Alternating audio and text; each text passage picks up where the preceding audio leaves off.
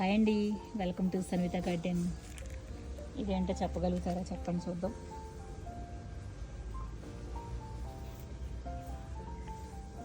కొత్తిమీరలా ఉంది కదా?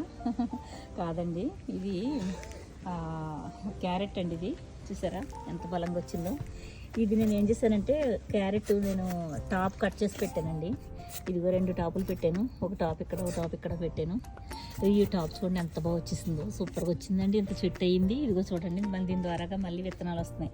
ఇది విత్తనాలకని వదిలేసాను అనమాట. ఇదిగో చూడండి, క్యారెట్ విత్తనాలు ఇలా వస్తాయన్నమాట మనం వదిలేసుకుంటే చెట్టుకి. ఇది టైట్ అయిపోయింది అన్నమాట, చెట్టు అయిపోయిందండి, అయిపోయింది, లోపల దుంప అయిపోయింది. అందుకే మనకి ఇలా వచ్చింది అనమాట.